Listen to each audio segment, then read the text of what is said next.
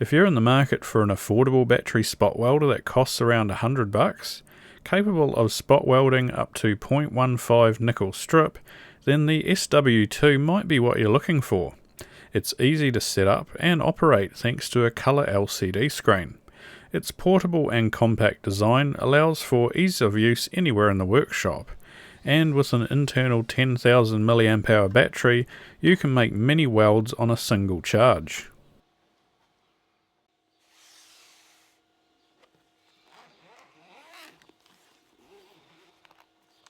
Included with the spot welder is a 2 amp USB charger.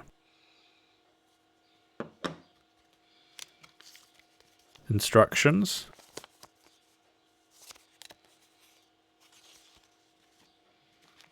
Type-C USB cable. Solid copper electrodes. A sample of nickel strip. The spot welding leads are 8 AWG and uses an XT90 connector. Although the XT90 connector is rated for 90 amps, it should be adequate in this application to handle the short pulse current, since the max weld duration of the spot welder is 99 milliseconds.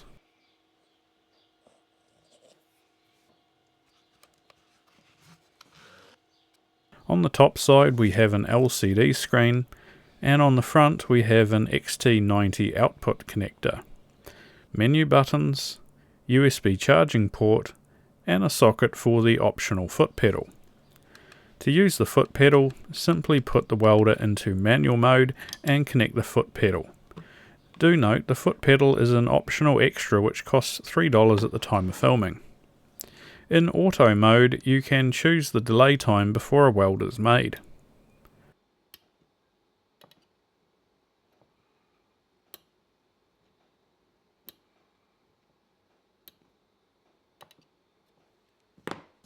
Around the back we find the specs for the spot welder.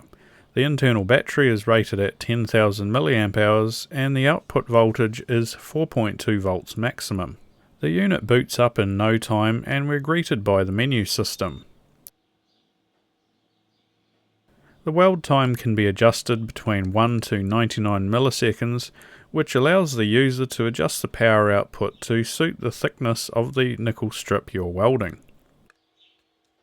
We can also enable or disable the buzzer and flip the orientation of the screen. The screen also displays the input charge current, battery level, internal temperature, and weld count. In this review I'll be testing the spot welder's capabilities to weld 0.1, 0.15 and 0.2 nickel strip. Let's start off with the thinnest, which is 0.1 mm, and work our way up from there. For testing, I'm using a completely dead 18650 cell. Since this cell is of no use to me, there's no harm in clamping it in my vise. However, I wouldn't recommend doing this to a good cell that you intend to use. According to the manufacturer, 25 milliseconds is the recommended weld duration for 0.1 mm strip, so that's where we'll start.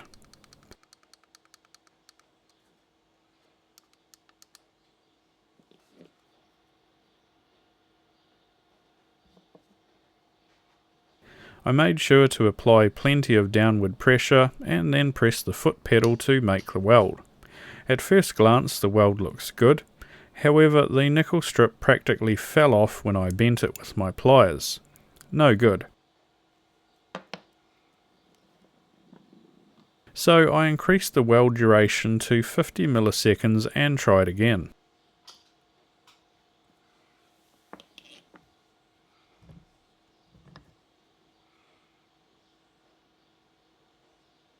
This time the weld was a bit stronger, but it was still relatively easy to break off. I tried raising the weld duration to 75 milliseconds and tried again.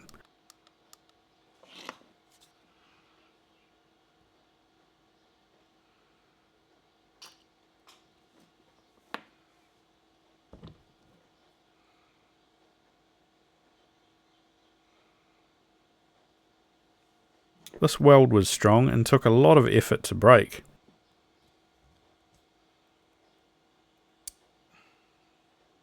This is a good quality weld. You can see the strip tore around the weld and the weld is left behind on the battery case. If you're looking for a good weld, this is exactly what you want to see. Let's move on to testing a 0.15mm strip.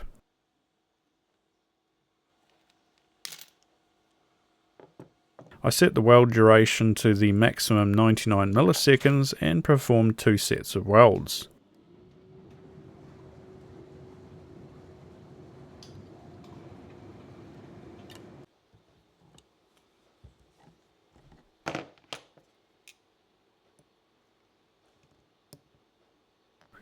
The welds were of good quality and held strong.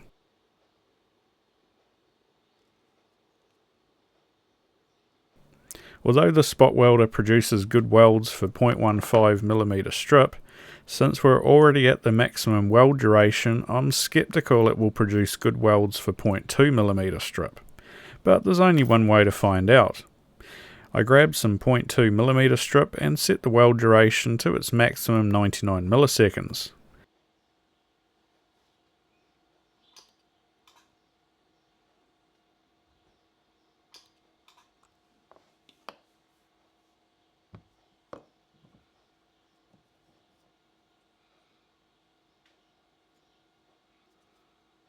Unfortunately, the welds broke very easily.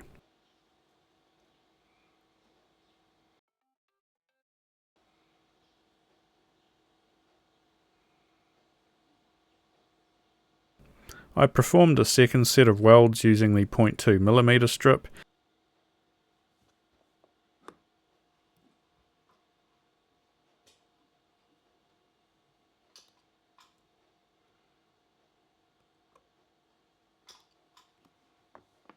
and the results were exactly the same. Poor quality welds. Since we're at maximum power, in my humble opinion, we've reached the limit of what this spot welder can do. Cross-referencing my findings with the manufacturers, I found 0.1mm required 75 milliseconds, 0.15 required 99 milliseconds, and 0.2mm I couldn't achieve a strong weld. At this point I've made 26 welds since charged, and the battery indicator is still 4 bars, so battery life is looking good. Next I wanted to perform several welds in quick succession to establish if overheating is an issue.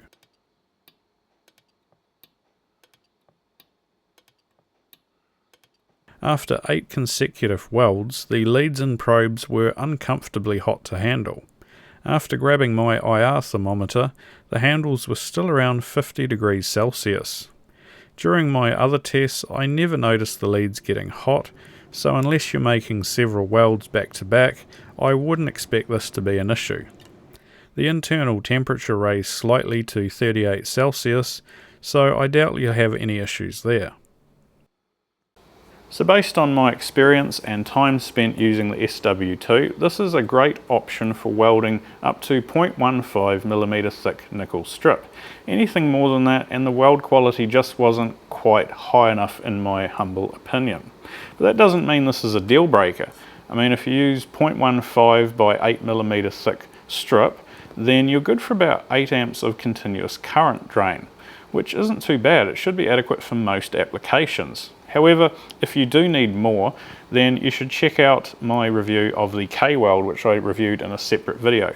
That thing is a beast and can weld much thicker nickel strip than this can. The only drawback is the cost. It costs many more times than the SW2. So getting back to this is a very good, affordable option for welding up to 0.15. So I think the last thing we should do is take a look at what's on the inside of the SW2. Teardown looks pretty straightforward with screws at the front and back. This was a great excuse to try my new Miniware Screwdriver.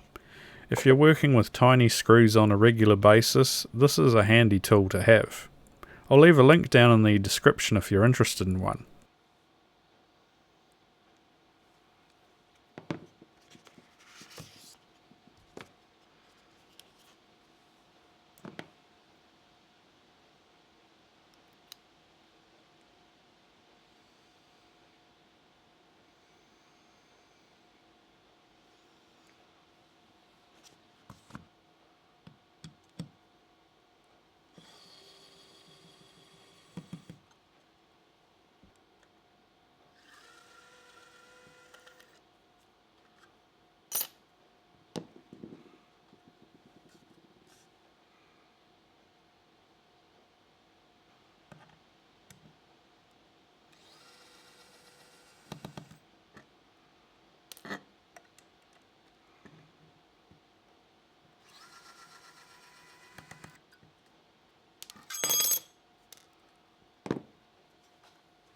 With the covers removed, we can see two LiPo battery cells connected in parallel that provide the juice for welding.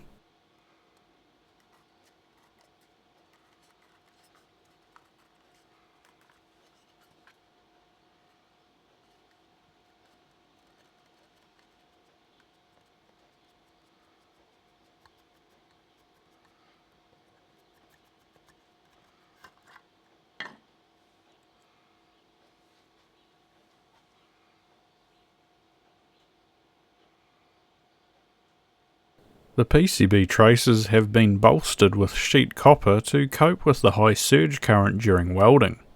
6 MOSFETs do the switching, with 3 on each side of the PCB. Each MOSFET is rated for 1200 amps pulse current. With 6 in parallel, we're talking about 7200 amps pulse current capability, which is more than enough for this application. I couldn't find any search results using the code printed on the battery, but I'm going to assume the last 4 digits refer to the capacity, which confirms the 10,000 mAh claimed capacity. If you're thinking about purchasing one of these spot welders, then it would be awesome if you could use my affiliate link down in the video's description. It gives me a small kickback at no cost to you and helps keep the channel afloat. So that about wraps it up for this video. If you found it useful or helpful, smash that like button. It really helps me out and get discovered in the almighty YouTube algorithm. If you want to see more videos like this, you know where that subscribe button is. Thank you to my Patreon supporters for your continued support, and I'll see you in the next video. Bye for now.